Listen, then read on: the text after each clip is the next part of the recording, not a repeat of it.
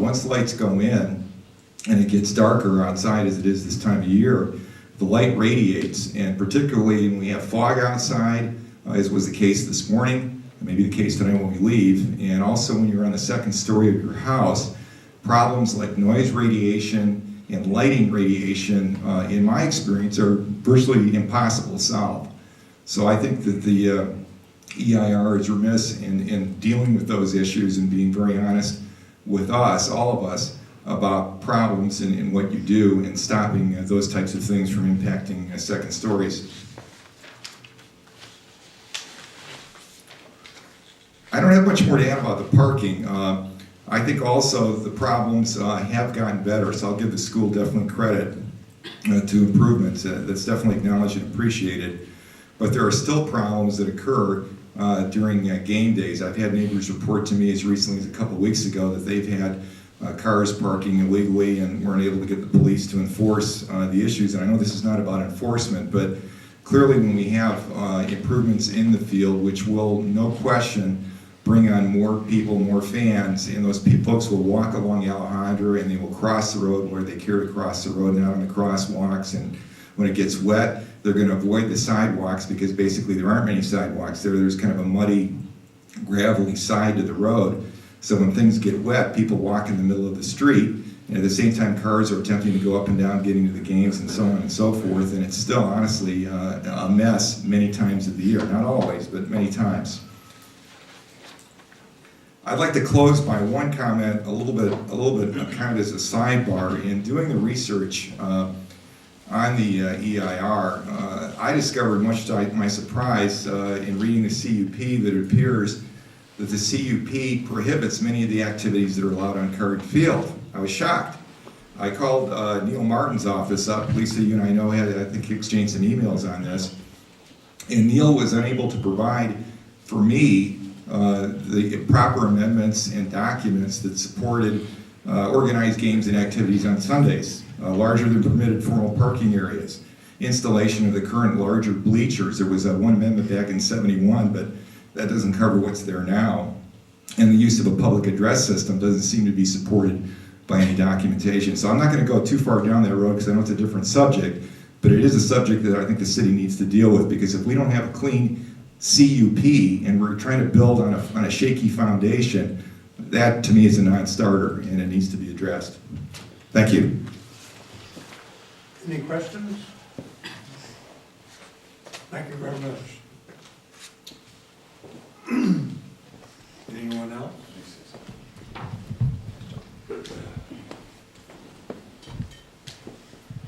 I'll change up the whole process here. My name is Jeff Heller. I live at 4 Brittany Meadows.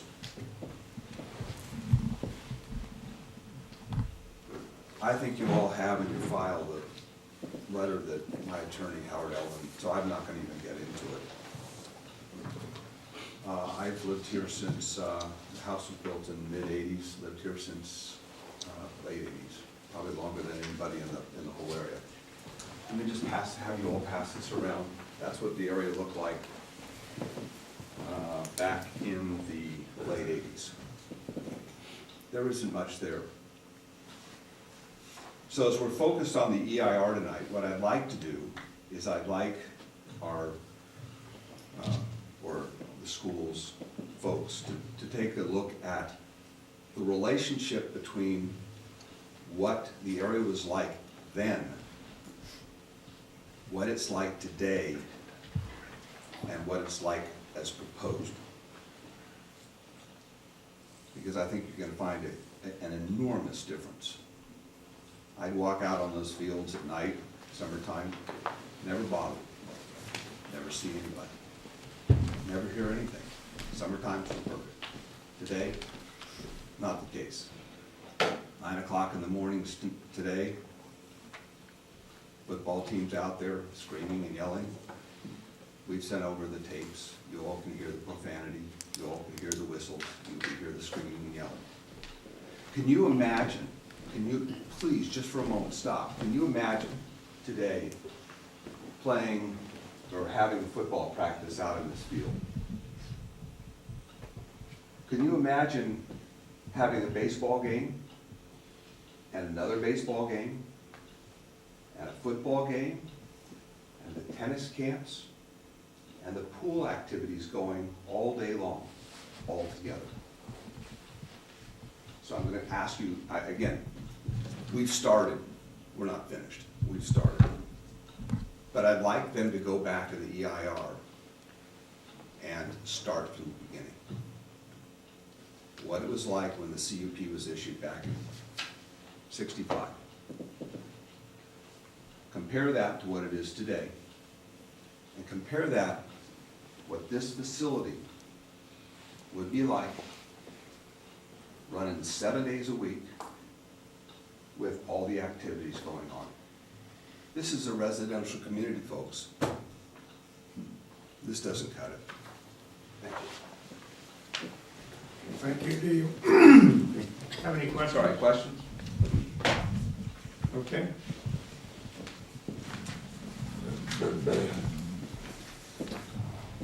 Good evening. My name's Jay Hogue. I live at 221 Park Lane, reasonably close to our chairperson, perhaps a source of noise for he and his wife. I'm going to take a totally different approach here. First of all, I'm going to not use anywhere near my 10 minutes. I've been a resident of Atherton for 7 years, and I guess I'm here primarily to offer up my opinion, and I think much of what was offered tonight were in fact opinions, not fact in my view. First and foremost, I think the EIR is extremely well thought through. I thought it was very comprehensive. Unlike you, Eric, I did have a hard time staying awake because of its length. But I thought it was very comprehensive, and it's my view that the schools have done much to try to incorporate neighbors' input. As you might understand, there are lots of neighbors, many of whom are probably not here today, and they could be in fact silent supporters of these efforts. So that's one comment. Second comment, by virtue of living at 221 Park Lane, is in fact I am a neighbor in the context of Sacred Heart. And I have a fundamentally different view as a resident of Atherton. We in part moved here to be close to a school environment. It should not come as a surprise to anyone that there are activities at schools, and in fact there are kids at schools, and kids make noises. So just a different perspective. I find it comforting. Obviously in the Sacred Heart, all of the construction that's gone on and rebuilding of that school took a lot of factors into consideration. You did not hear from me as a neighbor, because I know you were thoughtful and thorough in your analysis of what they have done. And of course, in a neighborhood where there are schools, you occasionally hear noise. You hear the whistle from the pool at Sacred Heart.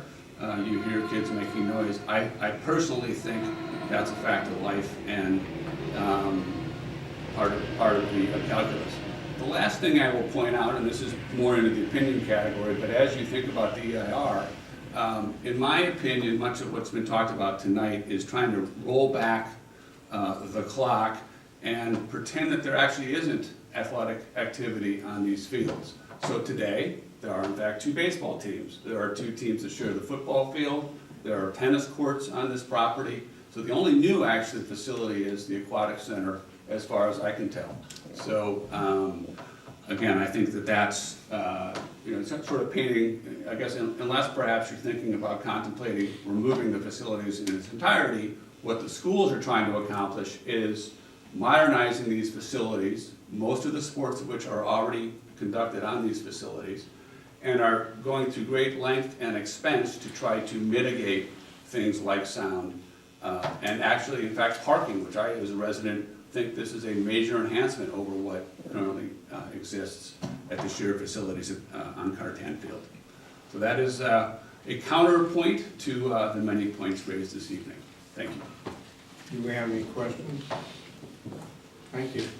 Again, I want to emphasize to any speaker that you're here not to condemn the plan, but you're here to ask the authors of the EIR to explore, to investigate areas that have not been covered in the EIR. We're not here to grant the conditional use permit. And I would ask any speaker to limit their remarks to that. Next speaker, please. That must have silenced everybody. Actually, this isn't actually addressing, but it's to counter what some things have been said. May I- Well, only if you're gonna, Rose, only if we're going to ask that the EIR be expanded in areas that you feel are inadequate. It's probably not, but it's to counter what has been said already. So, That's for another meeting. That's for another meeting. I'll stand with the town. Yeah, I'm happy to take responsibility for that. There will be plenty of other opportunities to discuss the actual issue at hand. This is really just directed to the sufficiency of the draft EIR. Well, with that, are there any other speakers? If not, I'll close the hearing and we'll ask the commissioners for any input they may have, additions, changes, and so forth they would like to see to the EIR. You start out asking questions, Eric. Let's start with you. Well, I think, first of all, I'm glad that everybody showed up to speak, so that's always a good thing. And as mentioned earlier, I'm encouraging everybody to submit whatever they want to submit. So I think that the important thing for me on the EIR, and it's the most, I think it's the most confusing thing about it, is that the EIR has to state everything that could be an issue and then have some kind of addressing of solving it, and that's separate from whether or not it's a good plan to me. So I think that's really hard to have everybody believe that you could actually agree to a complete EIR and then not be predisposed to approve the plan. And that's a big leap of faith that we have to go through in this process. Does everything that could go wrong or be an issue with this site get addressed in here? And I would say categorically yes, but in terms of depth of thoroughness, I'm still need more on noise. I need more on traffic. And the interesting point about noise at the second floor of the house nearby as opposed to on the ground, it's an interesting one. And I think that there are one or two points that came up that need more thoroughness. The depth of focus around traffic and noise, I think, are the issue that we have to make sure is bulletproof on this one, because I think one is the issue with plan, but also it'll be a matter of whether or not we thoroughly address those elements in the EIR. And I'm not comfortable that they're deep enough for me. That's all I have at this point. Okay. I think Eric has summed it up very nicely, and thanks to everybody for their comments and questions about the draft EIR. The only thing I would add that I thought was that left question marks for me, other than what has already been stated, which I think summed up my the notes that I had down. But I'm very concerned about the impact on El Camino, and I think I need more information on that as far as that exit from the parking lot and how that would affect traffic flow and safety on El Camino.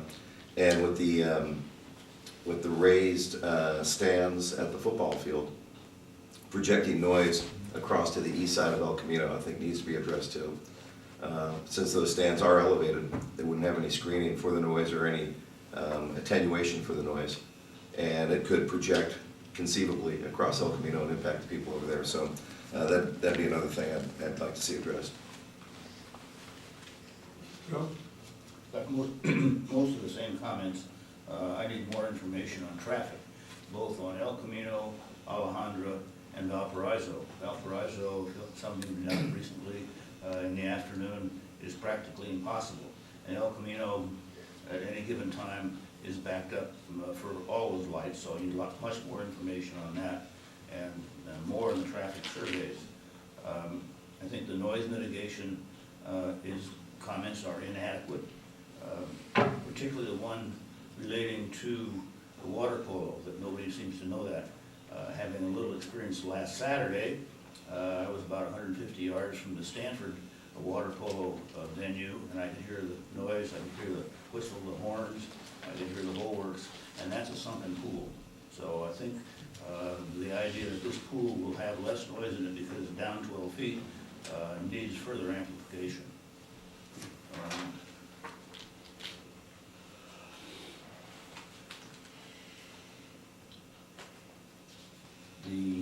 The visual impacts, how can this be classified as less than significant?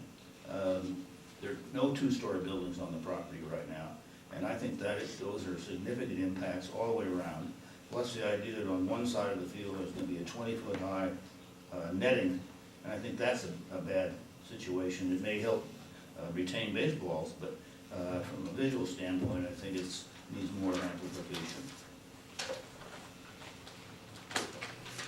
And I think everybody else has pretty much covered that one. Parking, I'm not sure. We talk about in the EIR, increased sports activity, but then we talk about a 10% increase in the people visiting the property for sports events. I think that needs to be clearly, more clearly understood on what that means. So parking, again, I think has to be looked at. Okay. Let me think of one thing. I can wait until after you speak if you want me to, but one thing about there's traffic external to the site. There's also sort of, it's not normal to be included in this, I don't think, but traffic on the site, and that specifically is related to safety issues. So you've got a pool in the back of the site, and if you have somebody with a problem in the pool, how do you get somebody back there to help them?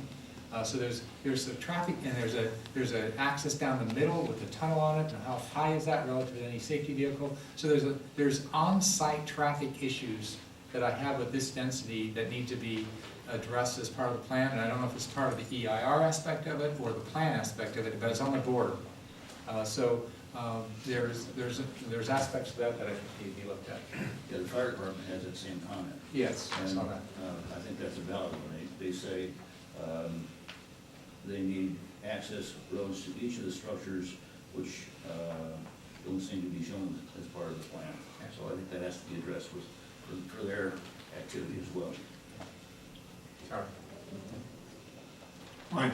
I have a few comments.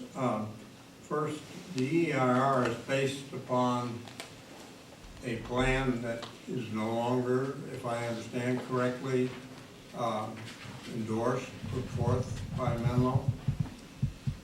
That the plan that you prefer, or that Menlo prefers, is a change of the football stadium from the north end to the Alejandra end. Does this make any change in the EIR? Maybe you want to answer it in the EIR, but you dealt with it as a mitigation matter. But if Menlo is no longer putting forth the football stadium in the north end, shouldn't the EIR reflect what is being proposed at this time? Right, I'm happy to respond to this. This is a process question. So the draft EIR identified all the environmental impacts of the project and then found ways to mitigate those either through mitigation measures or through alternatives.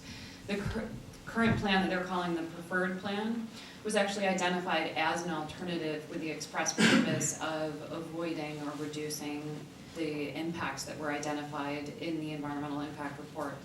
So it's exactly part of what the process is supposed to be, is to identify those environmentally superior alternatives and, if feasible, to approve those instead of the project. Okay, so the EIR doesn't need to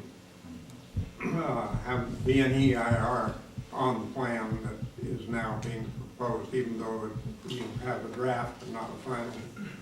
Correct, because we've identified it as an alternative and assessed how that would change the impacts that we already identified for the project.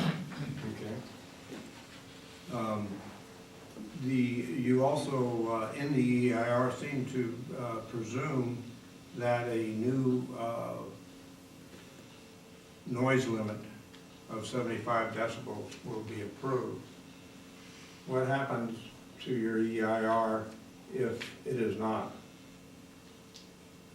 We did analyze that as part of the project, as we were directed to. If that becomes not part of the project anymore, it would need to be reassessed. possibly in a follow-up environmental document. So it is assumed to be part of the project and will be approved at the same time as the rest of the project. If that ends up not being the case, it would need to be reassessed. Should it be assessed now as part of the EIR, or you have a present situation? But Our direction was that it would not be approved without a noise ordinance amendment, that would include it in the project description. So for instance, that's like saying that. Who gives you the direction? We worked with the staff. Okay, so staff is giving you the direction. Right, that's like saying that the parking lot is included in the project and the, And told you to assume 75 decibels. that was part of the project description. Even though It might it not. hasn't been passed. Correct, and as the rest of the project might not be approved. Well, that's like putting the cart before the horse, I would say, but, Was that part of the request of the applicant or that? Correct, so there's an environmental impact associated with noise, and if it cannot be mitigated, then it would be considered a significant and unavoidable impact. And in order to proceed and approve the document, you would need to adopt a statement of overriding considerations. We didn't see a way to support a statement of overriding considerations in this situation.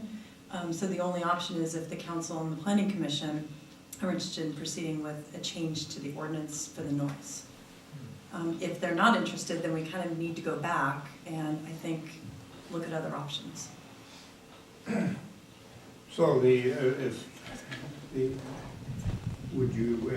the change in sound decibel rating, maximum, is not passed, then is a new EIR required? Well, they may need to amend the project description before we do a new EIR. It would be difficult to proceed otherwise. Okay, I'd like to see the, perhaps by an appendix, if such thing is in order, more details on how the noise itself was measured. I also would endorse including the east side of El Camino in that. Seems to be forgotten.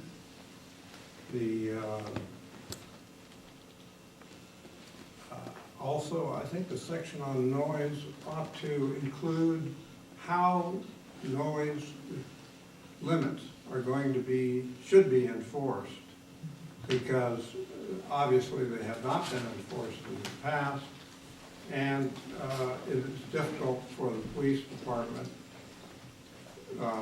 to enforce on periodic visits. So I think there should be a section on what might be a better way of enforcing than currently occurs by the police department, whether it's monitoring as if a machine or something like that, I don't know. But I'd like to see a section there in addition to how noise is measured. Also, I would like to see the EIR deal, has a couple of sentences, with the problem of students and spectators crossing Alejandro. I drive that way every night. I often find myself having to move out in incoming traffic. I have to watch for students crossing, buses for the other teams are parked right in there, and it forces you to move out into oncoming traffic if you're trying to get around. And sometimes a time of year like this where it is even dark at 6 o'clock when the practice ends, you have students sauntering across.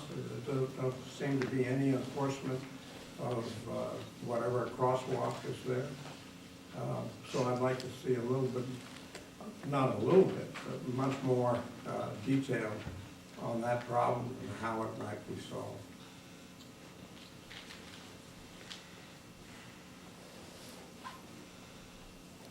that does it for me. I've got one more comment about noise. We talked about the difference between 60 decibels to 75, and somebody said, well, it's about 2 times as much. I'm sure noise measurements in decibels is logarithmic in some kind, and there must be a curve of how that works, and I'd like to see that curve so we can actually see what, whether it's 2.5 times or 3, or what the difference in sound level really is. I'd like to see that curve. Okay. I have a procedural question Go ahead. based on your comment. So I need to know the chicken or egg story here on the noise, on the finding about the waiver of the noise. So I'm not sure how to save people time on this process, because I'm not interested in increasing noise standard. So that's the personal thing. I'm not speaking on behalf of the planning commission, but I want to know to clarify now how long we keep that in play as a factor on this discussion, because otherwise it's going to be a problem for me.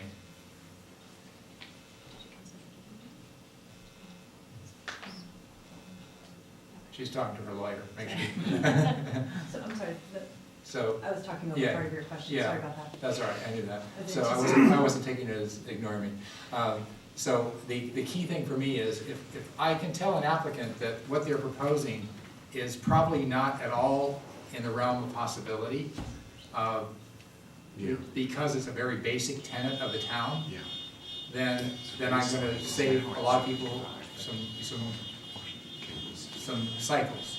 If I say to them, I can't make that finding because I don't know enough about the proposal as you propose it and how you mitigate it, then I would say that the EIR needs to include a clause that says, if you chose not to do that waiver, then you have to do this. So if we want to put an EIR talk, I would say a mitigation for the fact that you don't want to move from 60 to 75 is this. And that would be, you'd have to have less density, or you'd have to have bigger walls, or whatever it is, but that would be an EIR.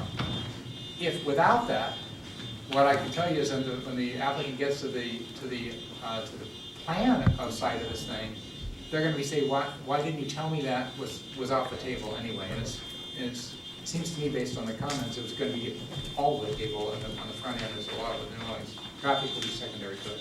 So with that, I would say, I'll take staff's opinion on this. The original proposal did not include the change to the noise ordinance until it was discovered through the EIR process that there would be a significant impact and unavoidable. So the only way we see to proceed with the project is to, like I said earlier, couple it with that. We could split out the consideration of the ordinance amendment ahead of consideration of the project. Yeah, absolutely. And I think we have enough information right now in the environmental impact report in order to do that. I think our concern was you wouldn't consider the change to the noise ordinance without understanding what the project is. Yeah, I got So it. I understood. I understand what you're saying, it's definitely a chicken and egg. Yeah, right. But we can, I think, from a staff perspective, think about that a little further and discuss it with the applicant, how they want to proceed. And there's a couple of things on this. First of all, I'm not indicating any kind of bias about the project itself, because it's not to us in front of us to make that decision. But I am interested in the problem of the EIR process and the plan process, because this is what happens all the time with this, is that somebody will say, why did you even consider that? And then you're stuck there looking at it in the plan, when you would be able to say in EIR, this is a consideration that needs to be mitigated if you chose not to do it. Just like if we were to say, what is the mitigation if you on traffic or anything else? So anyway, that's my comment. Okay. Mr. Chair, I'm wondering if I might add something here, with your permission. The public hearing is closed, but go ahead. I appreciate it, sir. Annie Mudge, I am a land use attorney working with the school and college, and I wanted to jump in here because I think there's a misunderstanding about what's being proposed. The proposal to amend the noise ordinance is not to allow noise levels to increase.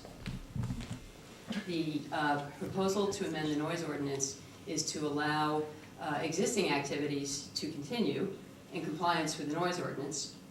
The project as currently proposed would reduce existing noise levels across all areas and at all times. So the alternative C, the redesign to flip, which is studied in the EIR, sorry, that's another thing I wanted to make sure you understood, is that the preferred project is in fact analyzed in the document. Well, not very deeply, you'll have to admit. Well, I think that all of the other impacts of the project with respect to aesthetics and so forth have not changed. The change with the I'm flood. not going to argue with you. So I just wanted to point that out, but I wanted to make sure people understood that the amendment to the noise ordinance is not to propose increases in existing noise levels. Yeah, but that's, frankly, that has nothing to do with the EIR.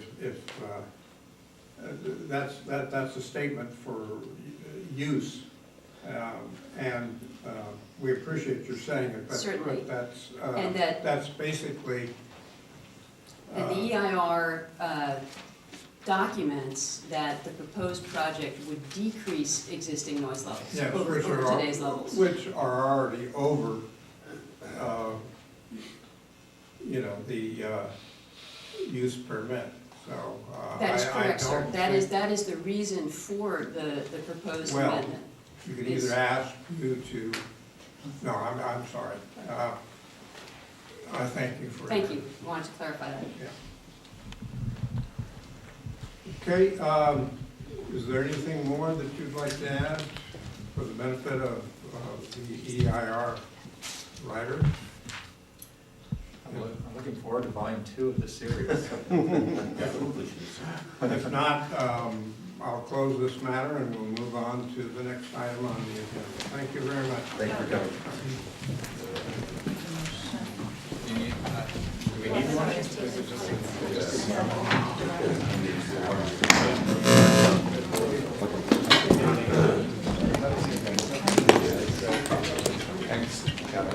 You'll send us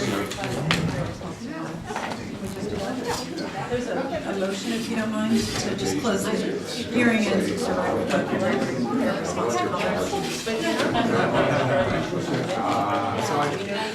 move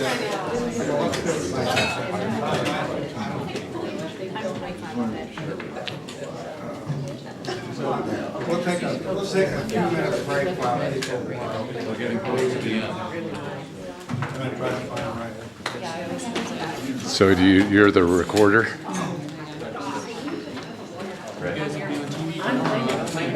right. Unfortunately, I wasn't on.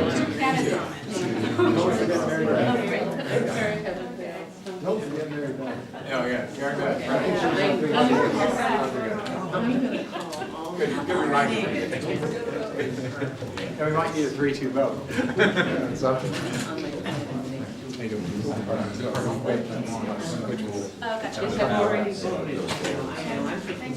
Oh, there you go. I came out to get you.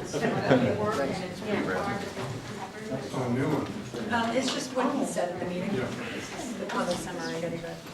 Oh, I yeah. like that for the record. Oh, yeah.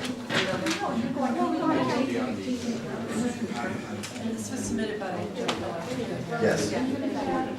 Welcome back. Somebody was I don't even know what I hope I'm smart enough to use my smartphone. I hope I'm smart enough to use the smartphone to do the deal. Thank you. I don't have that. Later. All right, thank you.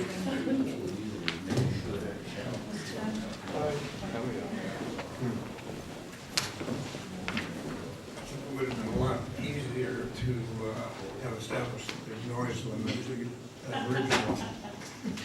Ideally, I guess they didn't even know that. I mean, it's funny how things kind of evolve. Yeah. So, sure, Anyway, in retrospect. we'll go on to the next item on the agenda, which is number 9. This is the ordinance adding to the code, town code, a density bonus and other concessions or incentives. Staff? Thank you. The ordinance before you is required under state law that each jurisdiction have a process for density bonuses and other incentives. And that's just for affordable housing units and childcare facilities if requested by an applicant. So we took the ordinance that was adopted by the town of Hillsborough, because they more closely resemble the town of Atherton, and have provided that for you. And just want to be clear, this is really just a process if anybody wants to request a density bonus. We really think it's highly unlikely in this community, given the cost of land. It's going to have to be for production of affordable housing, not for market rate housing, and there would need to be deed restrictions and other requirements to ensure that. Lisa, say that again? Well, it was only for the production of affordable housing, it's not for the production of market rate housing. And if one was to proceed, there would need to be deed restrictions to ensure that it was indeed affordable unit. They would need to certify it on an annual basis. So it's strictly affordable housing. Affordable meaning what? San Mateo County, we have some numbers that are the range of what's defined as affordable, and I'm sorry, I don't have those. We'll work through that with the housing element. But it's low or median income, so it's probably in the $60,000 annual income range, and the rent's going to be set at 33% of the income. Or the purchase price would be determined based on the Purchase income. price? I don't see a scenario where it could be for sale, because we wouldn't allow a condo, rental, sorry. Can you imagine? So this establishes the process. The advantage to adopting this is, one, we're compliant with state law, and two, it gives us a streamlined process when we go through the housing element review. So that's why we have this before you this evening.